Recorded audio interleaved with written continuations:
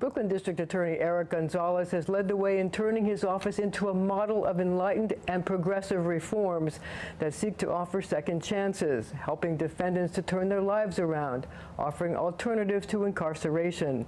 He is also the chief law enforcement officer in a borough beset by gun violence. The mass shooting at the Brownsville Old Timers Day, the most recent example. Police say it was a gang incident. So, Mr. District Attorney, let's get right to it. How big a problem are gangs in the borough of Brooklyn?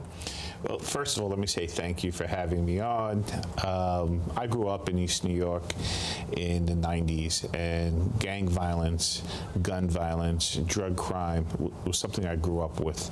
We have a problem in Brooklyn. I think we're making a lot of progress in terms of driving down gang violence. Just last month, my office indicted over 20 people on gang-related gun violence, including some homicides and a number of shootings. So it's a problem. It's something that we're dedicated to combating, and we're working with the police department to do that. But we also need to have other remedies, right? We're never going to arrest every gang member.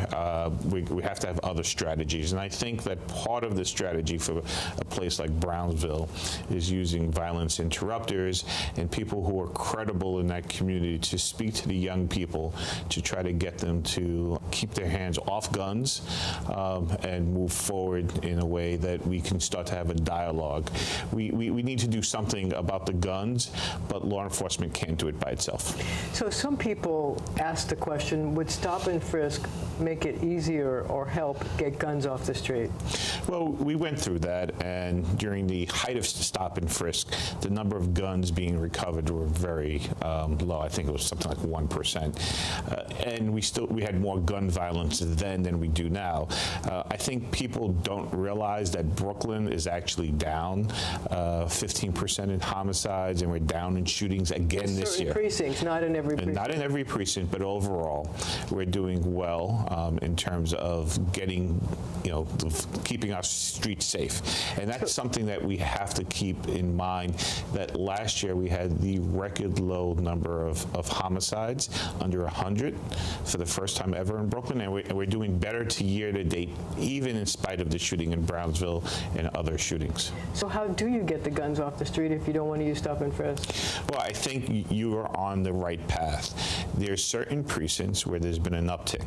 That uptick has been caused by gang violence. There are 4 or 5 precincts in Brooklyn that the guns are continuously being used, and we have to focus the resources of our police department, my office, and other strategies, including the violence interrupters, to go after those people. A few years ago, we had an uptick in shootings in Brooklyn's South precincts, right? We're divided in Brooklyn, Brooklyn North, Brooklyn South. So we've been spending a lot of our energy over the last few years fighting the gangs in Brooklyn South, and this year, Brooklyn South is way down in shootings because that's where the focus of our efforts have been. We're going to now redouble those focuses in Brooklyn North, and I'm confident we're going to bring those shootings down. So one of the things that I was struck with in the gang takedown that you did were the number of videos that you were able to show that you found on social media. People shooting through a doorway, shooting across the roof, loading a gun with bullets on the subway. Those were posted on social media. Is there anything that social media can do to stop that? Because that seems to stoke the whatever that starts gang violence. Well, I believe that we're going to need to have our content providers on social media take a look at that and look at their internal policies.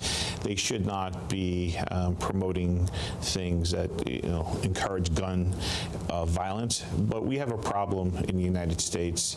We have a number of states that have very lax gun laws.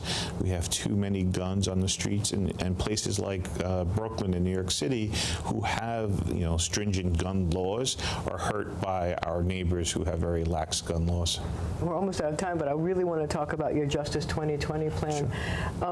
What are the most important things that you want to do to make your office more progressive, more responsive to the community? Well, we want to make sure that Brooklyn's safe, and that's what my goal as a DA is. But I believe in order to continue in the way that we're moving towards public safety, we have to make sure our public trust our justice system. They have to trust law enforcement. They have to trust the courts. They have to trust the DA's office. And so we need to do things that promote public trust. And one of the things that we're trying to do is to minimize when we use incarceration as a punishment. When we send someone to jail, it should be because public safety demands that we send that person to jail. Otherwise, we should try to prevent people from committing crimes and hold them accountable and provide services to them so they don't enter the system again. Most critically, with our young people, sending them to jail and they're going to come home a year or two later, it's not going to make them better. They're going to come back worse for it. And you think that's important? It's the absolute most important thing I can do as the DA is make sure that our young people are getting the services they need to be law-abiding. Eric Gonzalez, Brooklyn District Attorney, thank you so much for joining us. Thank you for having me.